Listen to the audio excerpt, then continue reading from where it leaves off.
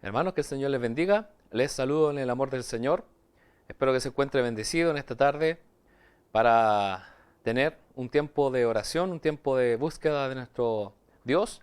Así que le quiero invitar para que podamos orar antes de luego tener un tiempo del estudio bíblico de la palabra de nuestro Dios. Así que le quiero invitar a que oremos y nos presentemos delante del Señor. Bendito Rey, bendito Dios. Gracias te damos por tu amor, por tu fidelidad. Gracias te damos por darnos un nuevo día de bendición. Gracias porque tus misericordias se renuevan cada día en nuestras vidas. Mi Señor, te damos las gracias porque tú nos has dado cada una de las cosas que tenemos. Tú nos has dado, Señor, el sustento. Nos has dado, mi Dios, todo lo que tenemos. Nos has dado nuestra familia, nos has dado a tu Hijo, que es el mayor regalo, lo mejor, lo más maravilloso, porque gracias a Él, gracias a ti, Señor Jesús, tenemos libertad para entrar a la presencia de nuestro Dios. Por medio de ti, Jesús, tenemos entrada al trono de Dios, donde podemos clamar, pedir, orar, podemos interceder por otros, podemos hacer tantas cosas. Mi Dios, gracias por enviar a tu Espíritu Santo a nuestras vidas, porque nos enseña, nos lleva a toda la verdad. Mi Dios, permite, Señor, que nuestras vidas sean moldeadas. Mi Dios, así también nosotros queremos permitir, queremos disponer nuestro corazón a ti, a tu voluntad.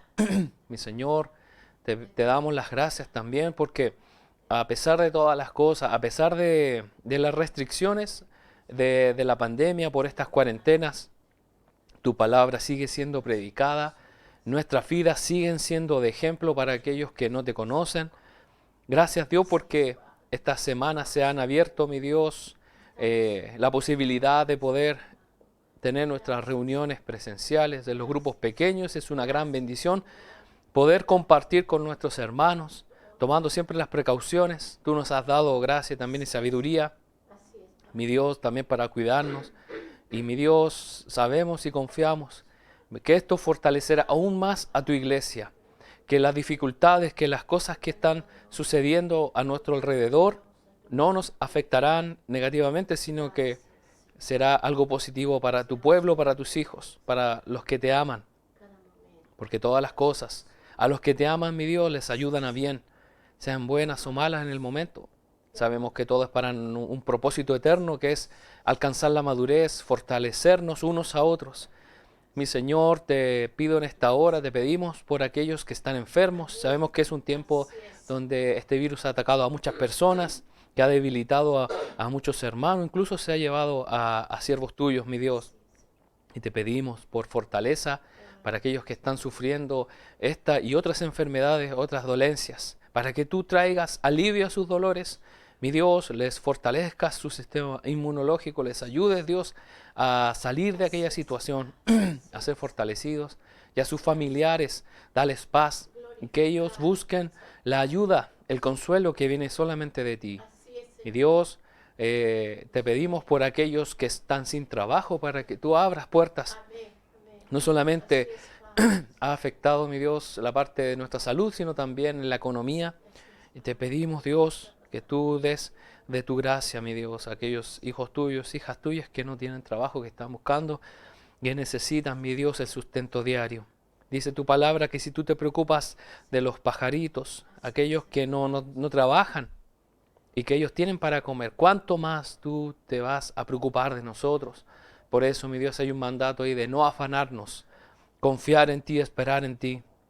Y también es un llamado para nosotros, los que hemos tenido la bendición de tener trabajo, de poder tener un sustento, de mirar a nuestro alrededor y ver la necesidad.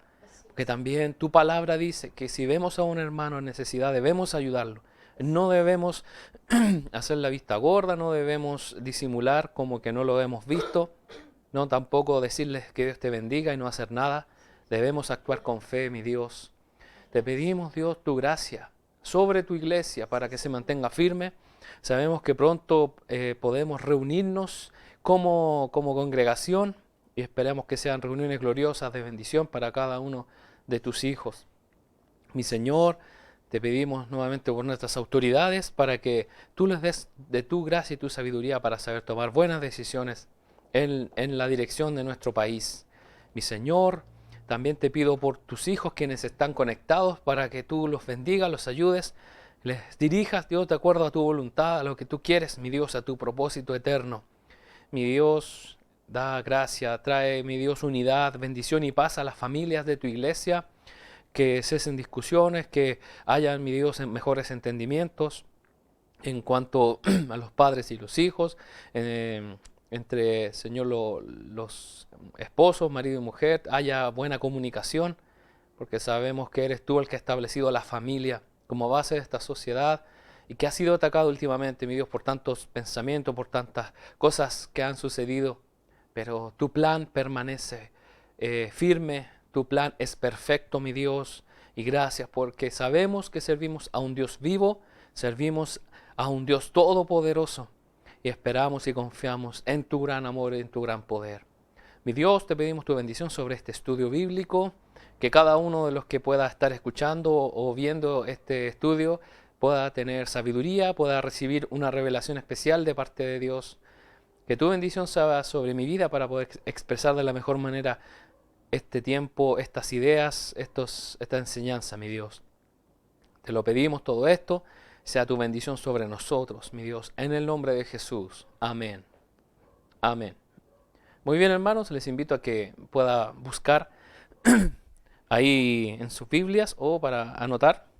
Vamos a continuar con el estudio sobre Daniel, un estudio interesante respecto a cómo este joven, junto a sus amigos, fue llevado cautivo a Babilonia. Ya hemos visto cómo en la historia de Israel, los profetas, antes que Daniel naciera, avisaron, los profetas informaron al pueblo de Dios que ellos tenían que arrepentirse. De lo contrario, iban a venir reyes extranjeros y los iban a conquistar, y finalmente fue lo que lamentablemente sucedió. Y vimos en las anteriores ocasiones, hermanos, que en Babilonia a estos jóvenes, a Daniel y sus amigos, les cambiaron sus nombres por nombres de dioses babilónicos. Incluso fueron más allá y se burlaron, diciendo que, por ejemplo, uno de ellos se llamaba ¿Quién es como nuestro Dios? Ya que no hay ningún otro como nuestro Dios. Y ellos le pusieron ¿Quién es como Aku?, que era el dios de la luna de los babilonios, y era como una burla. Y acá, en el libro de Daniel, puede que no haya habido oportunidad para que Daniel y sus amigos hicieran una protesta en contra de que les hayan dado nombres paganos, nombres que a ellos no les gustaban. No dice nada acerca de eso, de que quizá a ellos les molestó, y no lo sabemos. Solo sabemos que Daniel lo pasa en silencio. Pero hay un interés, ya que Daniel y sus amigos comienzan a actuar de una forma distinta y a dar un testimonio fuerte respecto a lo que viene ahora. Estamos todavía en el capítulo 1 y ahí aparece Daniel como un estudiante de santidad. Daniel nos dice ahí en su libro que él y sus amigos fueron entrenados durante 3 años en un amplio plan de estudios.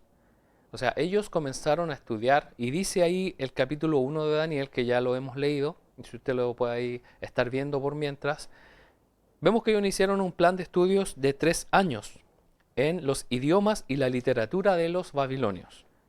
El gobierno no escatimó ningún gasto, y dado la cultura babilónica, le daba tanto a la imagen física, porque debemos recordar que Daniel y sus amigos no solamente fueron elegidos por la sabiduría, el conocimiento que ellos tenían, sino que también fueron elegidos por su apariencia física. Dijeron, elijan a los mejores, a los más buenos mozos, a los que tengan quizá una apariencia más atlética, a ellos. Entonces los babilonios no solamente se enfocaban en el conocimiento, sino también en algo externo. Entonces ellos no escatimaban en gastos para enseñarle y también instruir a estos jóvenes. Entonces ellos iban a recibir la mejor comida que había a disposición. ¿Y cuál era la mejor comida? Obviamente la comida que se le servía al rey, al emperador. No era cualquier comida. Al ser estudiantes, esa comida era una gran ventaja. Es cierto que ellos iban cautivos, pero era bastante extraño que unos jóvenes esclavos recibieran comida de reyes. Entonces, ellos se deberían haber sentido privilegiados, ellos se deberían haber sentido especiales. Miren, a todos nuestros amigos los tienen allá sirviendo de una forma deplorable, están mal, mientras que nosotros estamos acá siendo súper bien atendidos, tenemos nuestras habitaciones, tenemos nuestro tiempo de estudio, nos atienden con lo mejor. Y quizás ellos pudieran haber dicho, en Judá jamás hubiésemos comido esto, por mucho que hubiésemos trabajado o ido al mejor restaurante, nunca hubiésemos podido comer estos manjares, y estaba más allá de lo que ellos estaban acostumbrados. Le quiero invitar a que vayamos ahí mismo al libro de Daniel, capítulo 1, versículo 8. Daniel 1, versículo 8. Y este es un tema relevante, el de la comida. Daniel 1.8, voy a leer la versión NTV. Sin embargo, Daniel estaba decidido a no contaminarse con la comida y el vino dados por el rey. Le pidió permiso al jefe del Estado Mayor para no comer esos alimentos inaceptables. Era una comida de alta calidad, podríamos decir hoy en día gourmet, de un restaurante exclusivo, del mejor chef que había. Entonces, ¿por qué Daniel tomó la extraña decisión de no querer comer eso? ¿Por qué Daniel dijo, no lo quiero comer? Y ahí mismo aparece la explicación que él da, es que él deseaba no contaminarse con esas cosas. Así que estamos hablando de una resolución interna que decidió Daniel. Daniel decidió no contaminarse con esas cosas. Nos damos cuenta que ellos, como jóvenes, no estaban obligados, como jóvenes judíos, a rechazar esa comida, pero él lo decidió. Él no tenía a sus padres ahí vigilándolo. Él no tenía a sus profesores o a sus líderes judíos mirándolos para ver qué hacían o no hacían. Ellos estaban solos en Babilonia, eran, podríamos decir, los únicos judíos en ese lugar, y nos damos cuenta que Daniel decidió en su corazón no contaminarse. Y lo dice el versículo 8. Daniel estaba decidido a no contaminarse. Van a haber oportunidades en que vamos a estar solos, van a haber oportunidades en que no va a haber ninguna autoridad que nosotros le tengamos un poco de temor o reverencia, que nos esté mirando, y vamos a tener que decidir hacer lo correcto o no. Y aquí Daniel dijo, a mí no me está mirando nadie más que Dios, entonces yo voy a decidir de propia voluntad no contaminarme con esta comida. No sabemos cuál habrá sido la conversación con sus amigos, pero esta fue una decisión que también abarcó al grupo, porque luego más adelante nos damos cuenta que a ellos también, a los amigos de Daniel, también se les decidió hacer lo mismo y obtuvo unos excelentes resultados. Entonces, esto era algo externo, una acción externa, porque tiene que ver con la comida física que ellos estaban en ese momento comiendo. Y aquí es donde se conecta, hermanos, quizás de manera filosófica o una parte ética, lo que nosotros creemos, nuestras convicciones, con lo que está afuera, con lo externo, con mis comportamientos. Es decir, lo que yo creo internamente se debe, de alguna manera, expresar hacia afuera. Se debe mostrar. Y aquí surgió una conexión con las convicciones bíblicas de Daniel acerca de la santidad. Él tenía una convicción, una enseñanza interna acerca de que la santidad incluía o abarcaba la comida. Nosotros como chilenos no tenemos mucho esa enseñanza porque no conocemos, no somos de esa cultura. Pero una vez que vamos conociendo más a Dios nos damos cuenta de que todo lo que hagamos, dice la Biblia, debe hacerse para la gloria de Dios. Entonces, para Daniel era un concepto bíblico acerca de la santidad, lo que él comía o no comía. Y este concepto tiene aspectos tanto positivos como negativos. Es positivo porque muestra que Daniel buscó la santidad en una dedicación y compromiso con Dios, y como sabemos, Daniel tenía el deseo de vivir como hijo de Dios a la luz de todo lo que estaban a su alrededor. Él no quería disimular a nadie. Él quería ser igual que los vasos del templo que fueron robados por ese rey babilónico, que brillaban. No importa si estaban en ese templo pagano o si estaban en un palacio pagano, pero esos vasos de oro brillaban porque fueron creados para dar gloria a Dios. Entonces Daniel decía, quiero dar gloria y santidad a Dios donde esté. Y fue una decisión tomada en su corazón antes de hacer nada.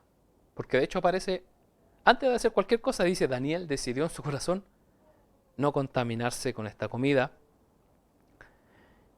Y el apóstol Pedro, conocemos al apóstol Pedro, en una famosa declaración que él hace, dice que los cristianos deben caracterizarse por su disposición a participar en las discusiones que se dan a nuestro alrededor con sabiduría. Vamos a leerlo en Primera de Pedro, capítulo 3. Esto tiene relación a que Daniel, con su actitud, iba a provocar quizás una respuesta, podría ser positiva o negativa, iba a mover las aguas. No es normal que estos jóvenes, porque todos estaban felices de que le iban a dar, y de repente vemos a estos jóvenes, 4 jóvenes que dicen que no quieren comer, algo pasa. Puede generar ruido en el palacio y puede llegar al oído del rey, y perfectamente ellos pueden haber sido quizás asesinados, pueden haber sido desalojados de ese lugar o castigados, claro. Entonces, él estaba decidido, lo mismo que el apóstol Pedro dice. Vamos a leer 1 Pedro 3, versículos 14 al 16. Primera de Pedro 3, 14 al 16. Dice, pero aun si sufren por hacer lo correcto, Dios va a recompensarlos. Así que no se preocupen ni tengan miedo a las amenazas. En cambio, adoren a Cristo como el Señor de su vida.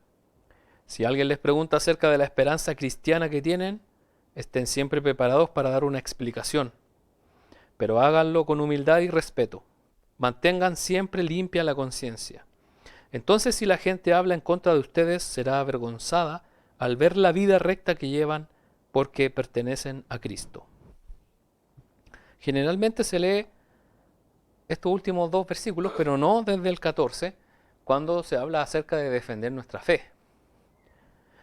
Lo primero a tener en cuenta en este contexto es el miedo. El versículo 14 dice que si sufrimos por hacer lo correcto, Dios nos va a recompensar. Así que no debemos preocuparnos ni tener miedo a las amenazas. Si usted, hermano, se decide a buscar la santidad de Dios en algún aspecto, de alguna u otra manera van a venir amenazas, van a venir persecuciones, va a haber gente incluso que se va a burlar. En el mismo aspecto cristiano, hay muchos jóvenes que han decidido cuidarse de ciertas cosas que podríamos decir no es tan malo, pero ellos se cuidan y pueden incluso recibir burlas o los pueden molestar jóvenes que incluso son cristianos, pero que tienen no un deseo de la santidad de Dios.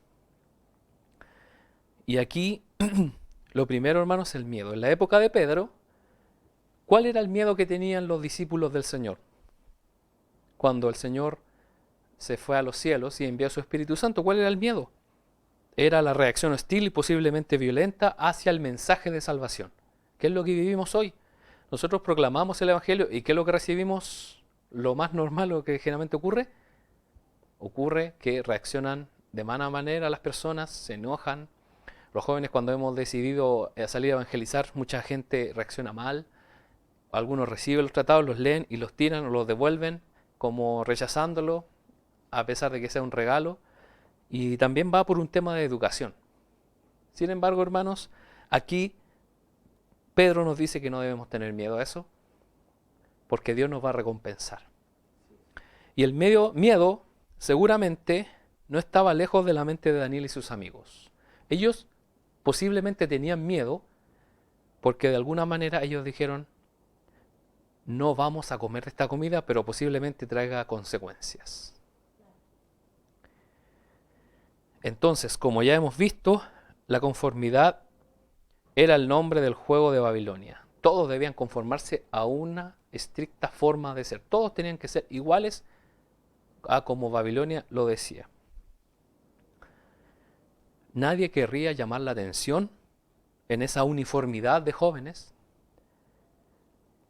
Sin embargo, estos estudiantes estaban pensando en hacer un movimiento que al menos provocaría de inmediato preguntas. Porque me imagino que al dirigirse a Aspenaz o a ese hombre que está en autoridad, ya yo creo que expresarle esa solicitud ya generaba temor. Es como cuando los estudiantes quieren decirle al profesor si les da otra oportunidad, otra prueba. Entonces ahí tiene que ir valientemente uno de los estudiantes y decir, profesor, queremos hacerlo. O de forma individual, a veces puede ser que todo el curso hizo la prueba y yo justo falté, yo tengo que hablar con el profesor. Y eso genera miedo al rechazo, miedo quizá a la humillación. Pero ellos se atrevieron a hacerlo y eran jóvenes novatos. No eran jóvenes que dicen, Daniel tiene su trayectoria, no. Eran unos recién llegados, literalmente. Y ya comenzaban a tener dramas, ya empezaban a hacer cosas que no correspondían. Y a pesar de eso, ellos lo hicieron igual a pesar de que era un momento ansioso. Y la pregunta que viene es, ¿qué fue lo que fortaleció los corazones y las mentes de Daniel y sus amigos para que tuvieran el coraje de superar un miedo natural a lo desconocido? Ellos no tenían amigos en ese momento. Aquellos hombres que tenían autoridad en Babilonia, ellos no los conocían. Posiblemente puedan haber sido tercos, mal genios, o tener órdenes estrictas de que cualquier joven que dijera algo fuera de lo que establecido inmediatamente fuera muerto o asesinado. Pero ellos, a pesar del miedo a lo desconocido, hicieron esta solicitud. Y aquí seguramente era el hecho de que ellos ya habían separado sus vidas, sus corazones, como santos a Dios. Y dijeron, ya somos santos a Dios, así que esto lo vamos a hacer, pase lo que pase. Daniel sabía que la contaminación podría estropear su relación con Dios, y para él eso era más importante que incluso perder su vida. Y en nosotros también. ¿Acaso nuestra vida en Dios será más importante que perder privilegios en este mundo? ¿O gente que nos rechace o nos mire mal? Daniel sabía que su Dios les había advertido que iba a venir esa destrucción y pasó. Entonces él decía, mi Dios es un Dios verdadero y yo lo voy a servir a Él, no importa si aquí me pasa algo, Él tiene el control de todo.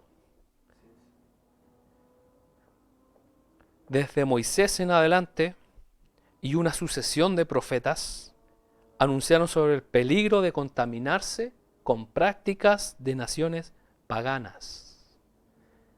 ¿Qué pasó con los israelitas? ¿Por qué fueron llevados cautivos a otros pueblos, conquistados por otras naciones? Porque se cayeron en la idolatría. Y justamente era eso lo que ellos estaban a punto de caer, sin que se dieran cuenta, en la idolatría, en servir a otros dioses, en entregar su santidad a una contaminación que a Dios no le agradaba. El Señor muchas veces utilizó a los profetas para advertir sobre las prácticas detestables de las otras naciones, principalmente los cananeos, que eran conocidos por la inmoralidad sexual, por el infanticidio. Ellos dedicaban a sus hijos a los dioses y los mataban, los entregaban en sacrificio. Y el Nuevo Testamento nos advierte de peligros similares. Por eso se hace el nexo entre Daniel y Pedro. Ambos están en consonancia. Y no solamente ellos, sino también toda la Biblia tiene un único mensaje. Dios nos advierte de los peligros. Ninguno de nosotros está exento a las tentaciones en este mundo que no tiene ningún interés en bendecir y servir a Dios. Este mundo, todo lo que nos ofrece, no busca servir al Señor, sino todo lo contrario.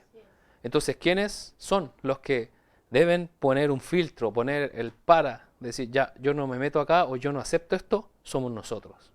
Como lo hizo Daniel. El pueblo dice, es comida. Aparte nadie nos está viendo. ¿Podíamos tener la oportunidad de probar estos manjares que nunca habíamos comido? Ellos no dijeron eso, dijeron, no lo vamos a hacer. Si somos honestos, no necesitamos que nos digan qué cosas te contaminan o qué cosas no te contaminan.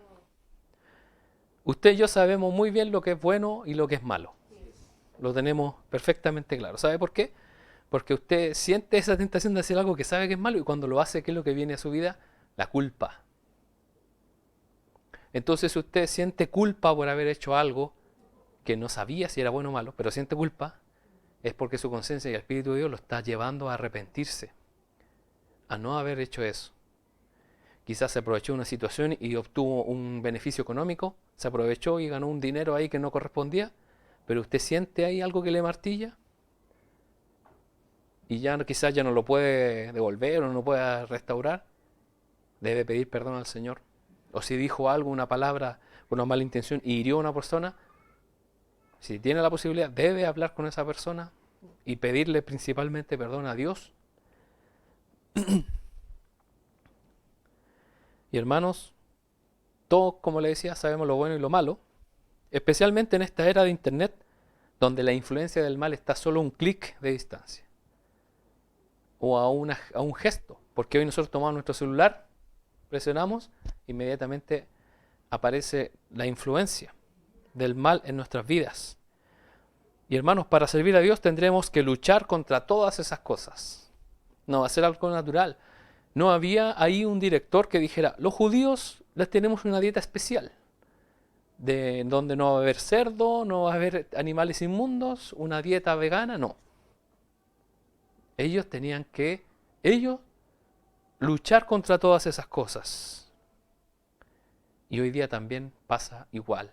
A veces no va a estar el líder, no va a estar el pastor, no va a estar ahí porque no es posible, pero sí va a estar tu conciencia de acuerdo a lo que es bueno o malo, dirigida por la palabra de Dios y el Espíritu Santo que habita en nosotros. Y nada más ni nada menos que nuestra lealtad en Dios está en juego. Por eso ellos no lo tomaron como algo a la ligera. Ellos dijeron, bueno, Misael, si tú quieres, comes, si no, no. Yo creo que ellos quizás se miraron y dijeron, no es posible, no lo vamos a dejar pasar. Y quisiera explicar también un tema de que son las leyes alimentarias del Antiguo Testamento dadas por Dios a los israelitas. En una etapa temprana en la historia de Israel, Dios comunicó este mensaje al instruir ciertos rituales y ceremonias que incluían la comida. Por ejemplo, se les indicó a las personas que no deben comer ciertos alimentos inaceptables o inmundos, y vemos en Levítico, vemos en los primeros libros de la Biblia, que se nombran cada uno de los animales que están prohibidos. Tales regulaciones se dificultaron la mezcla social con otras culturas. Claramente la intención de Dios era que su pueblo fuera distinto a lo de los demás. Y al ser tan estricto Dios con que lo que debían comer, lo que no debían comer, cómo debían vestirse, qué cosas no debían usar, hizo que se formara una división tremenda con otras naciones. Y podemos ver un ejemplo de esto en el relato del Nuevo Testamento, en la visita del apóstol Pedro a la casa del centurión romano Cornelio. No lo vamos a leer, pero es una referencia. En Hechos 10 está. Vemos ahí el choque cultural. Vemos ahí cómo Pedro había sido criado en la cultura judía, con las leyes del Antiguo Testamento, y vemos este ejemplo ahí de Pedro cuando fue ahí a visitar a ese hombre, que no era un judío, era un gentil, era un romano. Y usted, hermano, para hacerle el cuento corto lo que pasó ahí, antes de que Pedro fuera a la casa de Cornelio, él tuvo una visión. Él entró en éxtasis. Él vio un lienzo bajar del cielo y había toda clase de reptiles y animales prohibidos en la ley de Dios. Y había una voz del cielo que decía, mata y come. Y él decía, no, no voy a comer eso. Dice que se recogió nuevamente, después volvió, mata y come, Pedro. Hasta que la voz le dijo, no llames inmundo lo que Dios ha purificado, ha santificado. Y ahí dice que al momento llegan estas personas a buscar a Pedro para que fuera a la casa de Cornelio. Y mire lo que dice, no solamente Pedro, sino el mismo Señor Jesucristo. Vamos a leer Marcos 7, 18 al 23. Marcos 7, del 18 al 23.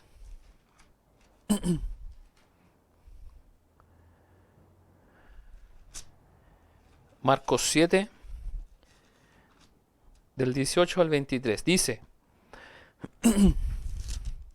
¿ustedes tampoco entienden?, preguntó. ¿No se dan cuenta de la comida que introducen en su cuerpo no puede contaminarlos?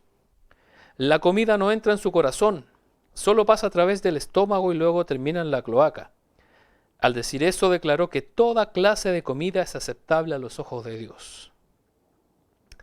Entonces agregó, es lo que sale de su interior lo que los contamina, pues de adentro del corazón de la persona salen los malos pensamientos, la inmoralidad sexual, el robo, el asesinato, el adulterio, la avaricia, la perversidad, el engaño, los deseos sensuales, la envidia, la calumnia, el orgullo y la necedad. Todas esas vilezas provienen de adentro, esas son las que los contaminan.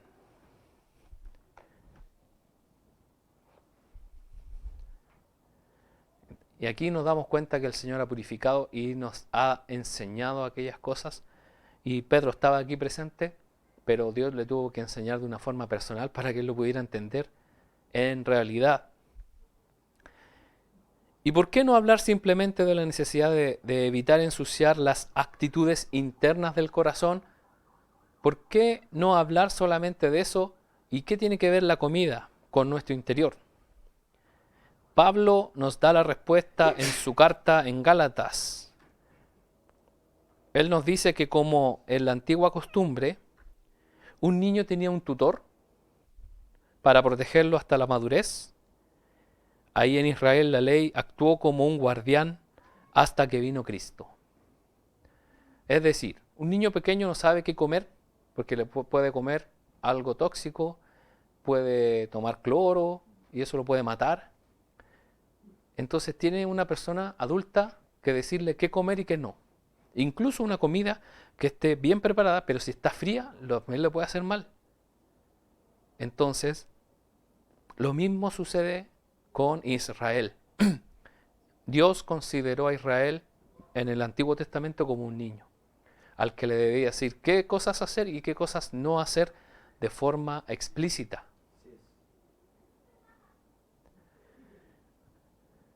En cierto sentido, Dios trató de un infante a la nación de Israel en el Antiguo Testamento, como a un niño, protegiéndolo con reglas y regulaciones para las primeras etapas de su desarrollo.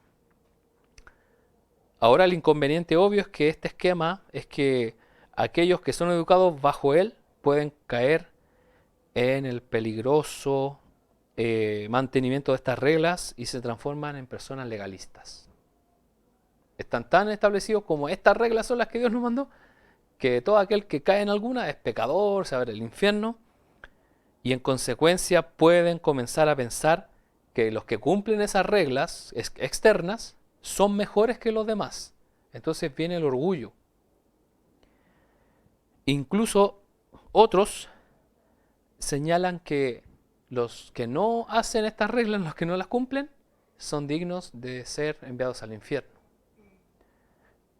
Y usted sabe, en la época de Jesús habían unos muy conocidos que tomaban esta actitud y que el Señor repudiaba totalmente.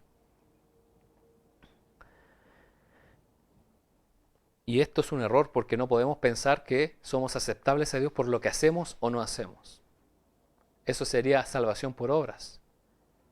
El Señor ha venido a salvarnos por su sacrificio y nosotros por fe lo aceptamos, lo hemos recibido.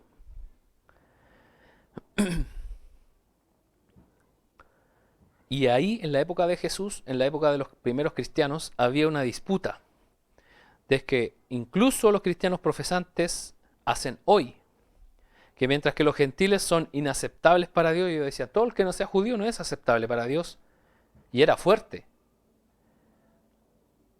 Sin importar lo que hagan, ellos son inaceptables. Por supuesto, esto es una tontería moral, ya que dice la Biblia incluso de que en Abraham serían benditas todas las naciones. Y habla naciones, no solamente Israel. Cuando Cristo vino, canceló el sistema de las leyes de alimentos. Ahí mismo lo que acabamos de leer en el versículo 19, dice Marcos 7:19, dice, la comida no entra en su corazón, solo pasa a través del estómago y luego termina en la cloaca. Y ahí dice, al decir esto declaró que toda clase de comida es aceptable a los ojos de Dios. Y algo completamente nuevo tomó lugar, es el nuevo pacto. Entonces, hermanos, sí hay una diferencia entre el antiguo y el nuevo pacto. No es solo la salvación por fe, sino que Dios nos libró de este tema doctrinal en ese sentido de los alimentos.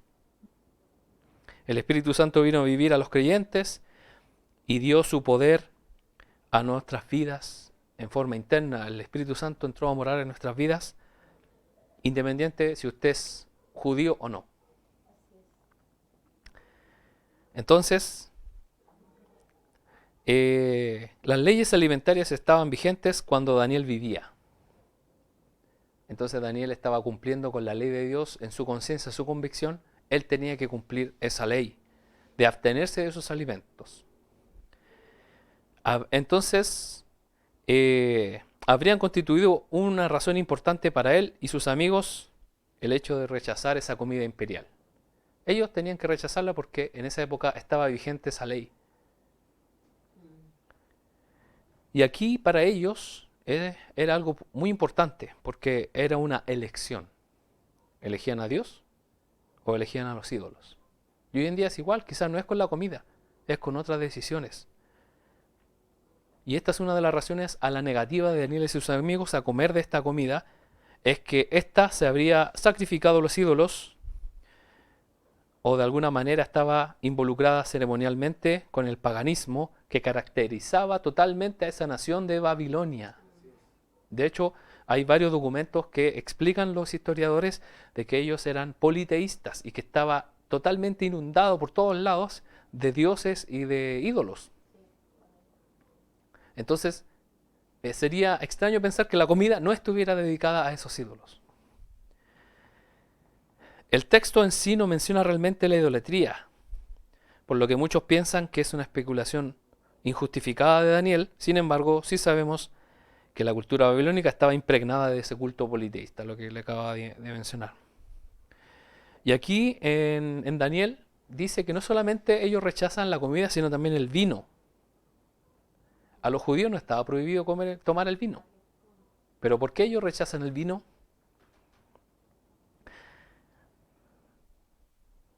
El Antiguo Testamento solamente advierte por los peligros del exceso del vino. Entonces, ¿por qué mencionarlo aquí? La respuesta no es difícil de encontrar, ya que hay una comida que se describe más adelante en el libro de Daniel, donde el vino toma un papel fundamental, donde hay un rey emborrachándose y manda a buscar los tesoros que le quitaron a los israelitas y a tomar vino, un vino donde habían hombres cometiendo pecado, utilizando la santidad de Dios, del templo de Dios, para su maldad. Entonces, la famosa fiesta donde el rey Belsasar envió a buscar estas copas que el rey Nabucodonosor había tomado del templo, y ahí estaba con sus nobles, y ese era un insulto calculado hacia Dios, llenando las copas de este vino dedicado a dioses paganos. Daniel sabía que el vino también estaba dedicado. Él dijo, está bien, yo puedo tomar vino, porque de hecho mi ley la ley de Dios no lo prohíbe, pero está dedicado igual a esos dioses. Y más adelante él toma eso en su relato como algo terrible que se hizo contra Dios. Y sabemos, hermanos, que Dios no permaneció en silencio, sino que escribió su categórico veredicto en la pared de ese palacio. Y aquí, hermano, esta protesta de decir yo no voy a comer esto, es una protesta contra la cosmovisión idólatra de los babilonios. Y estaba decidido a no contaminarse. Seguramente, hermanos, no es difícil para nosotros quizás decir yo no rechazaría una comida a no ser que no me guste. Porque cuando uno va a comer o va a otro lugar, uno rechaza comida, pero es porque no nos gusta simplemente. Pero no porque Dios, no es la voluntad de Dios. Nosotros, en general, la gente que ha estudiado en la universidad, comenta que el ateísmo es la única cosmovisión intelectualmente respetable. O sea, los que tienen más conocimiento deberían ser necesariamente ateos.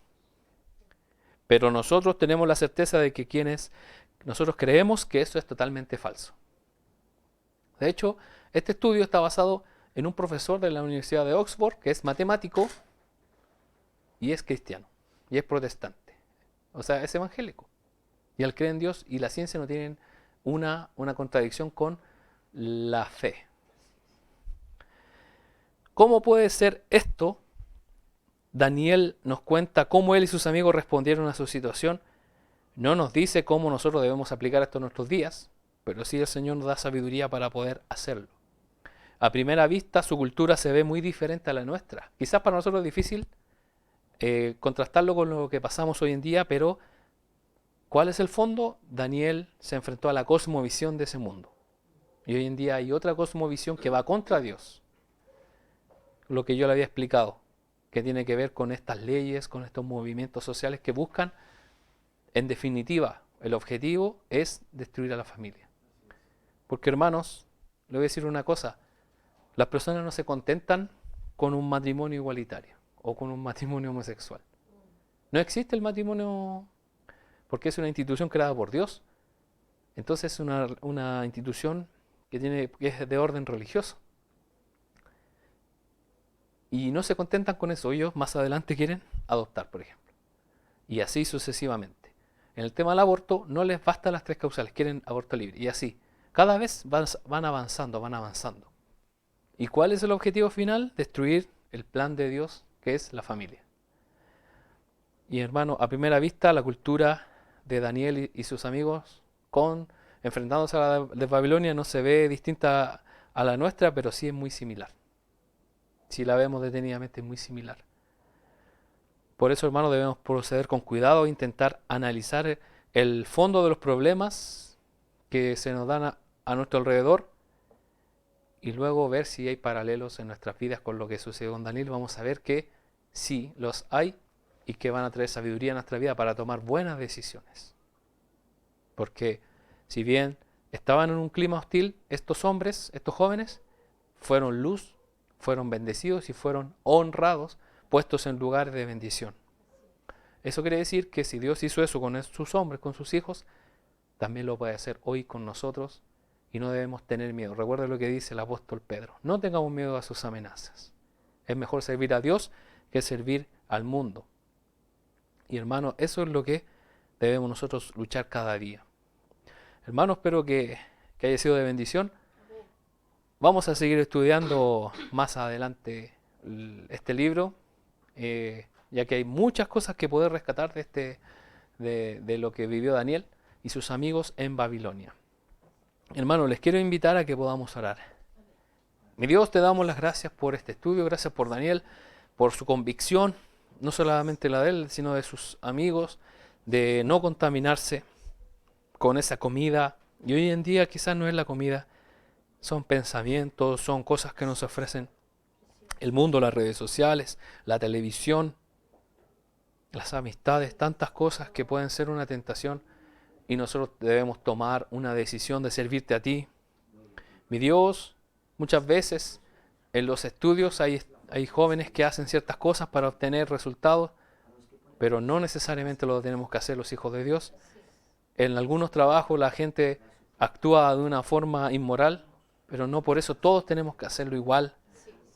Debemos, mi Dios, saber lo que es correcto y lo que es no, y afirmarnos en ti. Y no tener miedo de aquellas cosas, o incluso de las amenazas que puedan ir contra nosotros. Mi Dios, danos valentía, danos de tu gracia, de tu sabiduría. Estamos estudiando un libro de cientos de miles de años atrás, mi Dios, de antes de que tú nacieras en esta tierra, Jesús. Y este hombre ha sido, mi Dios, una bendición para nosotros hoy. Mi Dios, tú lo has dejado plasmado en las Sagradas Escrituras para que nos enseñara. Incluso Pedro también nos afirma respecto a que lo importante es dar una respuesta genuina, no con un deseo de contender, sino estar preparados. Mi Dios, perdónanos porque a veces no nos hemos preparado, no hemos buscado de tu palabra para poder responder a muchas interrogantes de la gente a nuestro alrededor, que incluso nos observa. No es necesario quizá hablar, pero observa qué es lo que hacemos o no hacemos. Mi Señor, te pido por tu iglesia para que cada día seamos luz, seamos sal en esta tierra y no dejemos de proclamar tu verdad, que es la que salva vidas. Mi Señor, te pedimos tu bendición también por tus hijos para que esta semana sean protegidos de todo mal, sean dirigidos por ti, mi Dios. Que tu bendición esté sobre nosotros. Mi Dios, te pedimos todo esto y te lo agradecemos en el nombre de Jesús. Amén. Bueno, mis hermanos, lo dejo invitado para el día de mañana. Las damas se reúnen a las 15:30 horas, se reúnen en el templo. El día jueves nuestra reunión online la vamos a hacer de forma habitual a las 20 horas. Y el día viernes los jóvenes también estamos de forma presencial en la iglesia, en el templo, desde las 19 horas, los jóvenes invitados, y el día domingo también de forma virtual a las 18 horas, a las 6 de la tarde, a las 18 horas, nuestra reunión de alabanza y adoración. Hermanos, que el Señor les bendiga.